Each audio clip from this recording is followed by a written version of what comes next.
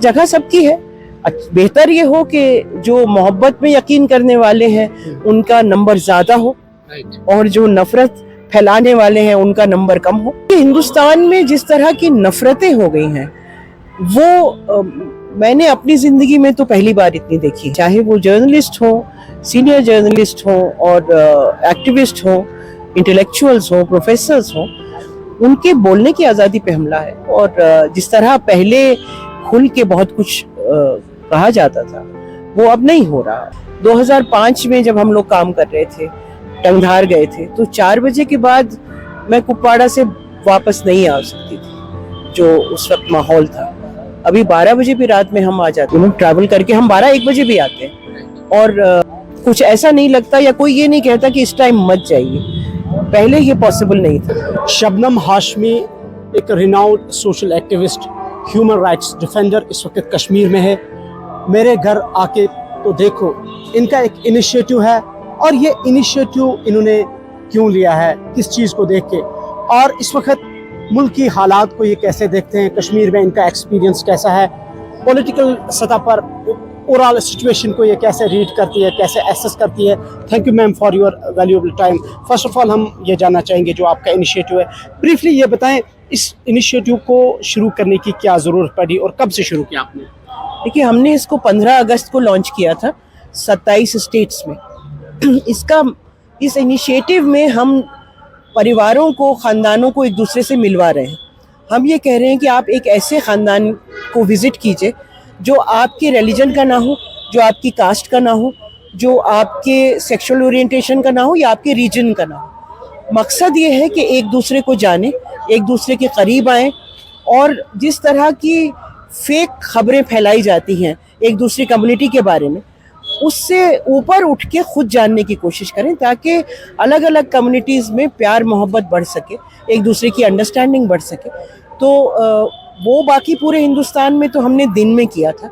कश्मीर क्योंकि आना कोई आसान काम नहीं है, तो कश्मीर के लिए हमने कहा था कि जो भी जाना चाहता है उनका हमने रजिस्ट्रेशन किया। और हम क्योंकि कुपवाड़ा में गाँव में काम करते हैं, तो हमने कहा कि यहाँ के हम गाँव में लोगों से बात करेंगे जो अपने घर में रख सकते हैं।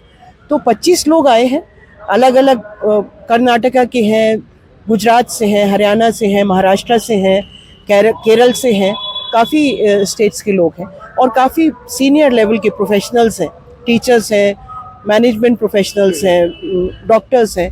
तो ये लोग जाके गांव में रहेंगे लोगों के साथ, उनके घर में कश्मीरी कल्चर को देखेंगे, कश्मीरी जो पूरा माहौल है उसको देखेंगे और उससे ये होगा कि एक तो एक दूसरे को समझने में आसानी होगी और दूसरा पूरा जो एक कश्मीर का नैरेटिव बना दिया गया है, तो आप मीडिया में देखते हैं या उसमें तो यही लगता है कि बस सिर्फ आतंकवाद है और कुछ नहीं। हालांकि कश्मीर इतना खूबसूरत है, लोग इतने, यहाँ की जो मेहमान नवाजी है वो पूरे हिंदुस्तान में कहीं नहीं देखी मैंने।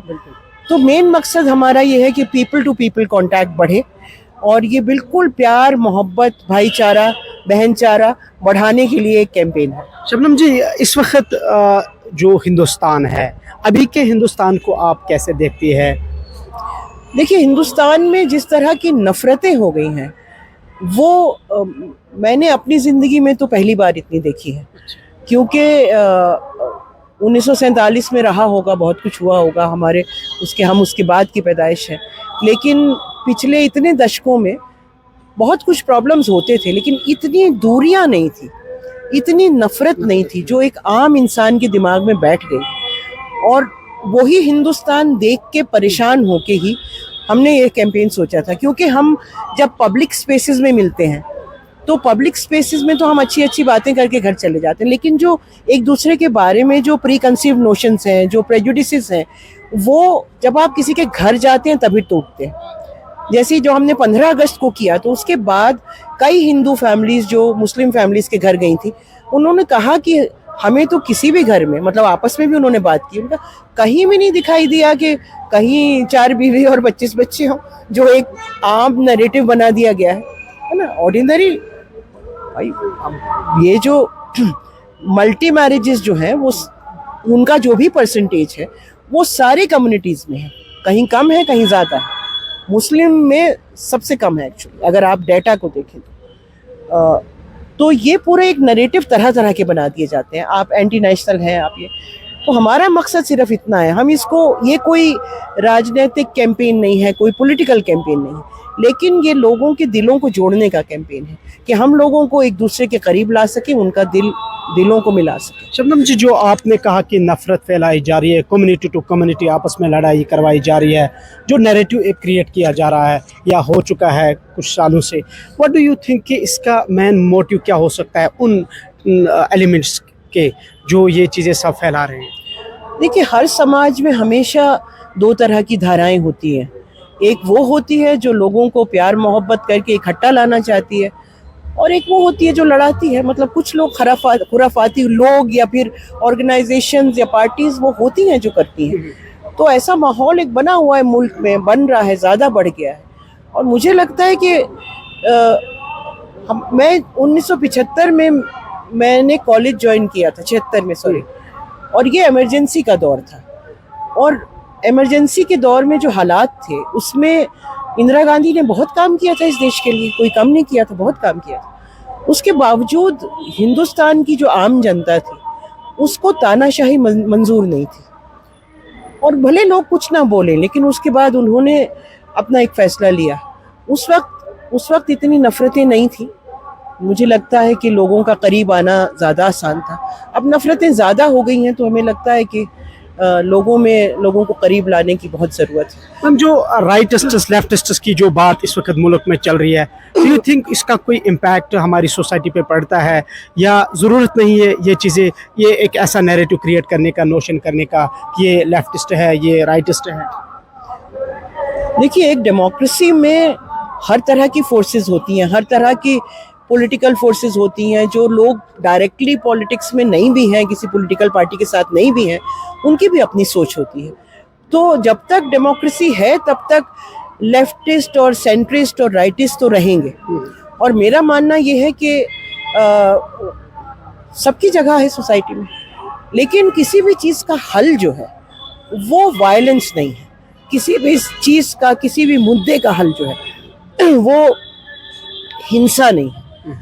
अगर हिंसा के बगैर बातचीत करके चीज़ों को रिजॉल्व किया जा सकता है, जो भी मुद्दे हैं, बहुत सारे मुद्दे हैं, हमें कोशिश ये करनी चाहिए। एज अ सोशल एक्टिविस्ट मैं अपनी जिम्मेदारी ये समझती हूँ, और या बाकी भी जो लोग हैं, कि हमें जो भी इश्यूज़ हैं उनको थ्रू डिस्कशन, थ्रू लोगों को पास ला के, लोगों को एक दूसरे से मिला के, हमको उन इश्यूज़ को रिजॉल्व करने की कोशिश करनी चाहिए। हम तो डायरेक्ट पॉलिटिक्स में नहीं हैं, तो वो पॉलिटिकल पार्टीज़ क्या करें और कैसे करेंगी वो बेहतर जानती है। लेकिन हम as human right activist, as social activist, हमारा इतना ही मकसद है कि हम लोगों को साथ ला सकें, प्यार मोहब्बत बढ़ा सकें। और जगह सबकी है। बेहतर ये हो कि जो मोहब्बत में यकीन करने वाले हैं उनका नंबर ज़्यादा हो, और जो नफ़रत फैलाने वाले हैं उनका नंबर कम हो। ये सोसाइटी के लिए सबसे अच्छा ये है। और नफ़रत जो फैला रहे हैं उनके भी दिलों से नफ़रत निकल जाए, और एक ना एक दिन होगा। ऐसा नहीं है कि, क्योंकि नफ़रत जो है ये एक बहुत बड़ी चीज़ है जो लोग समझते नहीं हैं। मैं क्योंकि मेंटल हेल्थ पे भी काम करती हूँ, काफ़ी अनहद जो हमारी ऑर्गेनाइजेशन है मेंटल हेल्थ पे काफ़ी काम करती है। तो हम लोग अभी इसी कैंपेन के दौरान हम देख रहे थे कि नफ़रत जो है वो जाहिर है कि जो, अगर मैं आपसे नफ़रत कर रही हूँ तो, या मैं हिंसा कर रही हूँ जिससे नफ़रत करती हूँ, तो उसके ऊपर तो उसका असर पड़ता ही है। लेकिन जो नफ़रत करता है, नफ़रत करने वाला जो है, और इसका मैंने काफ़ी डाटा निकाला है, रिसर्च निकाली, जो खुद नफ़रत करता है, जो परपिट्रेटर है, उसकी फिज़िकल और मेंटल हेल्थ बिल्कुल बर्बाद हो जाती है। क्योंकि जो नफ़रत करने वाला है, एक हद से ज़्यादा जो नफ़रत करता है, उसकी बॉडी में ऐसे हार्मोन्स रिलीज़ होते हैं जो पहले डाइजेस्टिव सिस्टम ख़राब करते हैं, उसके बाद बाकी फ़िज़िकल हेल्थ, और फिर वो जाता है एक जिसे कहते हैं कि टेंशन लेवल बढ़ते हैं, इंसोम्निया होता है, पैरानोया हो जाता है। पूरा रिसर्च मौजूद है ये। तो ये नफ़रत जो कर रहे हैं लोग, मुझे लगता है उनको ये समझने की बात है कि आपको ये लग रहा है कि देखो हम नफ़रत करते हैं, हमने जाके इनको ख़त्म कर दिया, बर्बाद कर दिया, लेकिन उस पूरी प्रोसेस में आप अपने को और अपने ख़ानदान को और आपका जो पूरा एक हल्का है आप उसको बर्बाद कर रहे हैं। मैम, जो जैसा आपने कहा कि आप सोशल एक्टिविज़म में हैं, ह्यूमन राइट्स पे आप बात करती हैं और पूरे मुल्क और इंटरनेशनल लेवल पर आपकी नज़रें हैं। करंटली अगर हम देखें इंडिया में, चाहे वो जर्नलिस्ट्स हो, चाहे सोशल एक्टिविस्ट्स हो, ह्यूमन राइट्स हो, या फिर एक्टिविस्ट्स हो, या फिर लॉयर्स हो, या बाकी लोग जो है इंटेलेक्चुअल यहाँ के ऑथर्स, राइटर्स जो हैं, इनकी जो कंडीशन या पोजीशन अभी इंडिया में आप देख रहे हैं कि उन्हें वो फ्रीडम है, बोलने की आज़ादी है, हर तरह की, जैसे वो डिज़र्व करते हैं। नहीं देखिए, वो तो अब ये तो सबको मालूम है, मैं इसीलिए मैं इस कैंपेन में आई हूँ, उसके बारे में बात करना अवॉइड कर रही हूँ। ये सबको मालूम है कि ये एक चौतरफा हमला है फ्रीडम ऑफ एक्सप्रेशन पे, और सभी की, चाहे वो जर्नलिस्ट हों, सीनियर जर्नलिस्ट हों, और एक्टिविस्ट हों, इंटेलेक्चुअल्स हों, प्रोफेसर्स हों, उनके बोलने की आज़ादी पे हमला है। और जिस तरह पहले खुल के बहुत कुछ कहा जाता था वो अब नहीं हो रहा, और बहुत कंट्रोल भी है, मीडिया पे बहुत कंट्रोल है, ख़ासतौर से जो नेशनल मीडिया है उस पर बहुत कंट्रोल है। लेकिन ऐसा नहीं कि ऐसा हमेशा रहेगा। मैंने इसीलिए आपको इमरजेंसी का उदाहरण दिया। मैं तो तब स्टूडेंट थी, तभी मैंने सेंट स्टीफेंस कॉलेज ज्वाइन किया था, और मुझे अभी भी याद है, मैं तब एक्टिविज़म में नहीं थी, मुझे कुछ पता भी नहीं था, लेकिन पूरी रात हमने कुछ मिल गए थे लोग जो एक्टिव होते थे, तो उनके साथ पूरी रात में हमने दिल्ली यूनिवर्सिटी को पोत दिया था, लिख के, मतलब वॉलिंग कर दी थी पूरी दिल्ली यूनिवर्सिटी में इमरजेंसी के खिलाफ।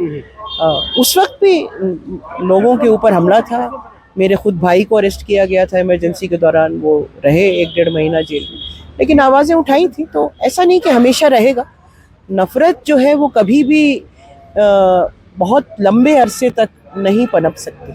जैसा साहिर लुधियानवी ने कहा ना, जुल्म फिर जुल्म है, बढ़ता है तो मिट जाता है। तो जुल्म जब बढ़ता है वो एक दिन ख़त्म होता है, और मुझे लगता है कि अभी हिंदुस्तान में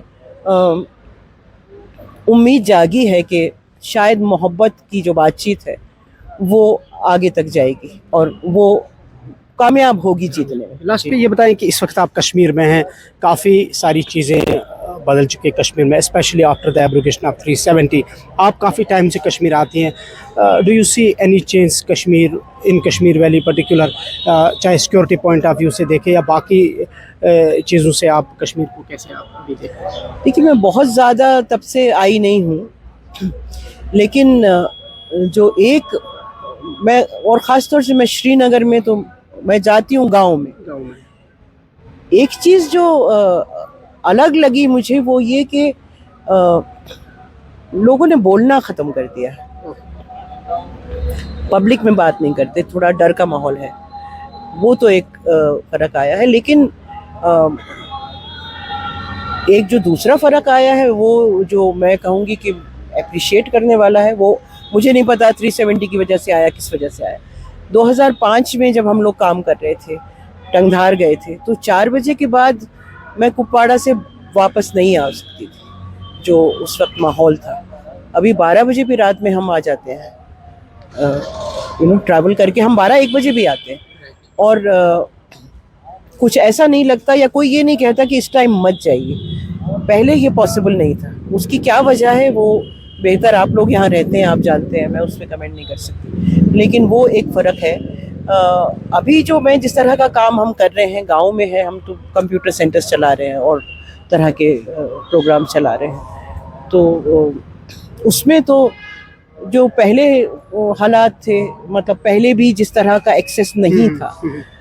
कल रात को हम लोग बडगाम गए थे, वहाँ भी कुछ किसी हमारे साथी की शादी थी, तो वहाँ भी बता रहे थे कि जिस तरह का डेवलपमेंट होना चाहिए वो नहीं, अभी बहुत कुछ ज़रूरत है। और अनफॉर्चुनेटली अनहद के पास उस तरह की रिसोर्सेज नहीं हैं जैसे पहले हमारे पास होते थे। पहले तो हम 30 गांव में काम करते थे, तो अभी एक ही में कर पा रहे हैं। लेकिन ये कि लोगों में इस चीज़ की भूख है। हम कंप्यूटर सेंटर एक छोटा सा चलाते हैं खुमरेयाल में, 4-4, 5-5 किलोमीटर से बच्चे पैदल चल के आते हैं, क्योंकि एक ही फ्री कंप्यूटर सेंटर है जहाँ पे वो उनको 6 महीने का डिप्लोमा कर रहे हैं, उनको सर्टिफिकेट मिल रहा है। तो अगर काम की बहुत गुंजाइश है और ज़रूरत है। Thank you very much for your valuable time.